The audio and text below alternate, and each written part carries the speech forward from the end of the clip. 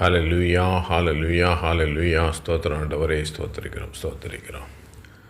பிரியமான சகோதர சகோதரிகளே, இன்றைய நாளிலே சத்துருவாகிய பிசாசானவன் அவனுக்கு ஏற்ற சூழ்நிலைகளை எப்படி உருவாக்குகிறான், அவனுடைய காரியங்களை செய்து முடிப்பதற்கு, அவனுடைய காரியங்களை சாதிப்பதற்கு அவன் எப்படி சூழ்நிலைகளை மாற்றுகிறான் என்பதை குறித்து நாம் தியானிக்கப் போகிறோம். யோவான் சுவிசேஷம் 13ஆம் அதிகாரம் 21 29 முடிய நான் வாசிக்கிறேன், கேளுங்கள். இயேசு இவைகளை சொன்ன பின்பு ஆவியிலே கலங்கி, உங்களில் ஒருவன் என்னை காட்டிக் கொடுப்பான் என்று மெய்யாகவே உங்களுக்கு சொல்லுகிறேன் என்று சாட்சியாகச் சொன்னார். அப்பொழுது யாரை குறித்து பேசுகிறாரோ என்று சீஷர்கள் ஐயப்பட்டு ஒருவரையொருவர் நோக்கி பார்த்தார்கள். அந்த சமயத்தில் அவருடைய சீஷரில் இயேசுவுக்கு அன்பானவனாயிருந்த ஒருவன் இயேசுவின் மார்பில் சாய்ந்து கொண்டிருந்தான். யாரை குறித்து சொல்லுகிறார் என்று விசாரிக்கும்படி சீமோன் பேதுரு அவனுக்கு சைகை காட்டினான். அப்பொழுது அவன் இயேசுவின் மார்பிலே சாய்ந்து கொண்டு, ஆண்டவரே, அவன் யார் என்றான். இயேசு பிரதியுத்தரமாக, நான் இந்த துணிக்கையை தோய்த்து எவனுக்கு கொடுப்பேனோ அவன்தான் என்று சொல்லி துணிக்கையை தோய்த்து சீமோன் குமாரனாகிய யூதாஸ்காரியோத்துக்கு கொடுத்தார். அந்த துணிக்கையை அவன் வாங்கின பின்பு சாத்தான் அவனுக்குள் புகுந்தான். அப்பொழுது இயேசு அவனை நோக்கி, நீ செய்கிறதை சீக்கிரமாய் செய் என்றார். அவர் இப்படி அவனுடனே சொன்னதின் கருத்தை பந்தியிருந்தவர்களில் ஒருவனும் அறியவில்லை. யூதாஸ் பணப்பையை வைத்து கொண்டிருந்தபடியினால் அவன் போய் பண்டிகைக்கு தேவையானவைகளை கொள்ளும்படிக்காவது தருத்தருக்கு ஏதாகிலும் கொடுக்கும்படிக்காவது இயேசு அவனுடனே சொல்லியிருப்பார் என்று சிலர் நினைத்தார்கள். ஹல்லேலூயா. பாருங்க, இயேசு மனம் கலங்கி, ஆவியிலே கலங்கி சொல்லுகிறார், உங்களில் ஒருவன் என்னை காட்டிக் கொடுப்பான் என்று மெய்யாகவே உங்களுக்கு சொல்லுகிறேன் என்று தன்னை ஒருவன் காட்டிக் கொடுக்கப் போகிறான். யூதாஸ் தன்னை காட்டிக் கொடுக்கப் போகிறான் என்பதை வெளிப்படையாக சொல்லுகிறார். அப்படி வெளிப்படையாக சொல்லும் பொழுது அருகில் இருந்த யோவானை பார்த்து பேதுரு சைகை காட்டி கேட்கிறான், அவர் யாரை குறித்து சொல்லுகிறார் என்று கேட்கும்படியாக சொல்லுகிறான். அப்பொழுது இயேசு சொல்லுகிறார், நான் இந்த துணிக்கையை தோய்த்து எவனுக்கு கொடுப்பேனோ அவன்தான் என்று சொல்லி துணிக்கையை தோய்த்து சீமோன் குமாரனாகிய யூதாஸ்காரியோத் என்பவனுக்கு கொடுத்தார் என்று வசனம் சொல்லுகிறது. அவர் மிக தெளிவாக அதை காண்பிக்கிறார், வேதம் காட்டுகிறது. இயேசு சொல்லுகிறார், ஒருவன் காட்டிக் கொடுப்பான் என்று சொல்லுகிறார். யார் என்று கேட்கும் பொழுது, இந்த துணிக்கையை நான் யாருக்கு கொடுக்கிறேனோ அவன்தான் காட்டிக் கொடுப்பான் என்று சொல்லி அதை யூதாசுக்கும் கொடுக்கிறார். இதை பார்க்கிறார்கள். இதை பார்த்த பிறகு இயேசு அவனை பார்த்து சொல்லுகிறார், நீ செய்கிறதை சீக்கிரமாய் செய் என்று சொல்லுகிறார். காட்டிக் கொடுக்கிறதை குறித்து பேசுகிறார். துணிக்கையை எடுத்து அவனுக்கே கொடுக்கிறார். செய்ய வேண்டியதை சீக்கிரமாய் செய் என்றும் சொல்லுகிறார். இந்த சூழ்நிலையிலே சாத்தான் அந்த இடத்திலே அவன் வந்துவிட்டபடியினாலே அவன் இயேசுவை காட்டிக் கொடுப்பதற்கு யூதாஸை தெரிந்து கொண்டு, யூதாஸ் அவனுக்கு அந்த சத்துருவுக்கு இடம் கொடுத்தபடியினாலே அந்த இடத்திலே அந்த சூழ்நிலைகளை பிசாசானவன் மாற்றுகிறான். சத்துருவுக்கு எப்பெல்லாம் இடம் கொடுக்கிறோமோ அப்பொழுது அந்த இடத்தில் உள்ள சூழ்நிலைகளை அவனுடைய கண்ட்ரோலுக்குள்ளே கொண்டு வருகிறான் என்று பார்க்கிறோம். The spiritual atmosphere is totally changing due to the presence of the devil, the Satan. சாத்தான் வந்துவிட்டான், ஒரு இடத்துக்குள்ளே இருக்கிறான், ஒரு இடத்துக்கு வந்திருக்கிறான் அப்படின்னு சொன்னால் அந்த இடத்தினுடைய சூழ்நிலைகளை அவன் தன்னுடைய கண்ட்ரோலுக்குள்ளே கொண்டு வருகிறான். இந்த பூமியிலே அவனுக்கு சகல அதிகாரமும் கொடுக்கப்பட்டு இருக்கிறது என்று இயேசு சொல்லியிருக்கிறார். எனவே அவனால் அந்த இடத்தினுடைய சூழ்நிலையை தன்னுடைய கண்ட்ரோலுக்குள்ளே கொண்டு வர அவனால் முடிகிறது. ஜெபித்தால் மட்டுமே அந்த சூழ்நிலையை நாம் மாற்ற முடியும்.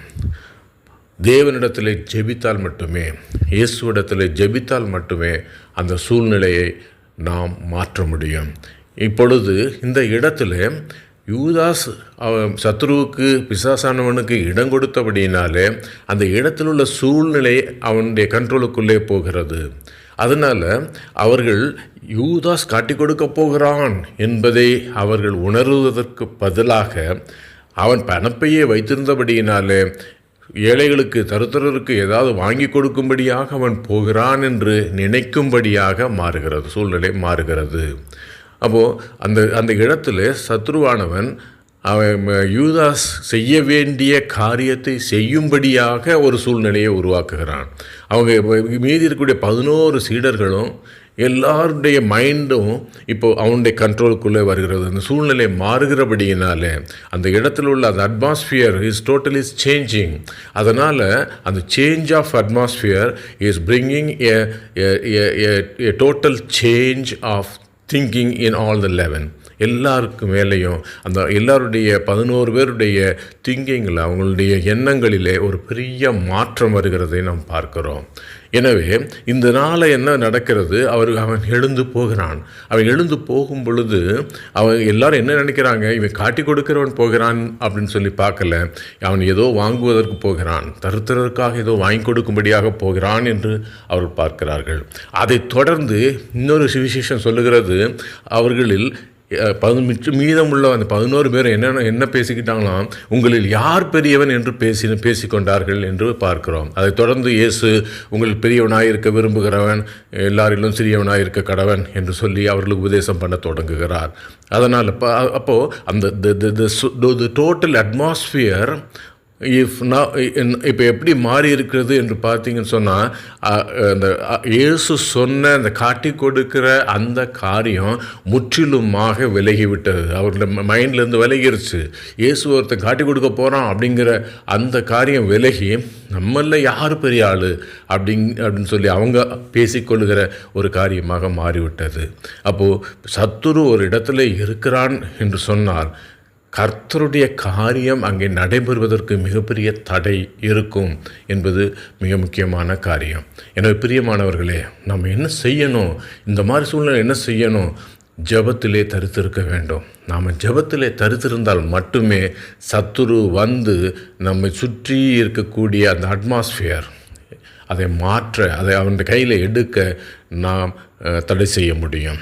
இல்லாவிட்டால் நாம் சாதாரணமாக படுத்து உறங்கி தூங்கி எழுந்து போய்கொண்டு இருப்போமே. ஆனால் சத்துருவானவன் அந்த இடத்திற்கு வரும் பொழுது அந்த சூழ்நிலையை அவனுக்கு சாதகமாக மாற்றுகிறான்.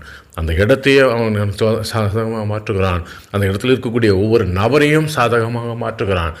அதாவது இது நடக்கக்கூடாது, இந்த மாதிரிலாம் இருக்கக்கூடாது என்று நினைக்கக்கூடாத அளவிற்கு அவர்களுடைய எண்ணங்களை எல்லாம் மாறுதல் செய்கிறான். எனவே பிரியமானவர்களே, ஜெபத்திலே தரித்திருப்போம். ஜெபம் மட்டுமே, கர்த்தராகிய இயேசு கிறிஸ்துவிடத்திலே நாம் ஜெபிக்கும் பொழுது அவர் வந்து பரிசுத்த ஆவியை தந்து அந்த இடத்தை அவருடைய கண்ட்ரோலுக்குள்ளே கொண்டு வருவார். அப்பொழுது சத்துருவானவன் உள்ளே புகுந்து எந்த காரியத்தையும் செய்ய முடியாது என்பது மிகப்பெரிய உண்மை. எனவே பிசாசுக்கு இடம் கொடாதிருங்கள் என்று வேதம் சொல்லுகிறது. பிசாசுக்கு இடம் கொடாமல் இருங்கள் என்று சொல்லும் பொழுது உங்களுக்குள்ளே இடம் கொடுப்பது மட்டும் அல்ல, அவன் உள்ளே வருவதனால அந்த இடம் முழுவதும் அவனுடைய கண்ட்ரோலுக்குள்ளே வராதபடிக்கு நாம் விழிப்பாக இருக்க வேண்டும் என்று கர்த்தர் விரும்புகிறார். எனவே பிரியமான சகோதர சகோதரிகளே, இந்த நாளில் முற்றிலுமாய் ஒப்புக்கொடுப்போம். ஏசப்பாவுக்கு முற்றிலுமாக ஒப்புக்கொடுப்போம். பரிசுத்தாவிட பிரசன்னத்தை எப்பொழுதும் வாஞ்சிப்போம். ஜெபிப்போம். ஜெபிக்காமல் ஒரு காரியம் கூட செய்யாதீங்க. ஒரு காரியம் கூட நாம் செய்யக்கூடாது. ஜெபிக்காமல் செய்யக்கூடிய ஒவ்வொரு காரியத்திலும் சத்துரு ஜெயம் எடுக்க முடியும் என்பதை அறிந்திருக்க வேண்டும். ஜெபிக்காமல் போகக்கூடிய ஒவ்வொரு இடத்திலும் சத்துருவான பின்தொடர முடியும். ஜெபிக்காமல் நாம் பார்க்கக்கூடிய ஒவ்வொரு இடத்திலும் சத்துருவான தன்னுடைய கிரியையை, தன்னுடைய முத்திரையை அங்கே காட்ட முடியும். எனவே பிரியமானவர்களே, நாம் எல்லா நேரத்திலும் பரிசுத்த ஆவியிலே நிரம்பி ஜெபிக்கிறவர்களாக இருப்போம். பரிசுத்த ஆவியானவர் நம்மோட கூட எப்பொழுதும் அனல் மூட்டி எழுப்பப்பட்டு அவர் அந்த வல்லமையோடு கூட நம்மோட கூட இருக்கும்படியாக ஜெபிப்போம். அவர் இருக்கிற போது சத்துரு தன்னுடைய வேலையை நம்மிடத்தில் செய்ய முடியாது, சூழ்நிலையை அவனுக்கு சாதகமாக மாற்ற முடியாது என்பதில் நாம் அறிந்து கொள்ள முடியும். எனவே பிரியமானவர்களே, இந்த நாளிலிருந்து ஜெபிக்காமல் எந்த காரியத்தையும் நாங்கள் செய்ய மாட்டோம் என்று ஒரு உறுதி எடுப்போம், ஜெயம் எடுப்போம். ஆமென்.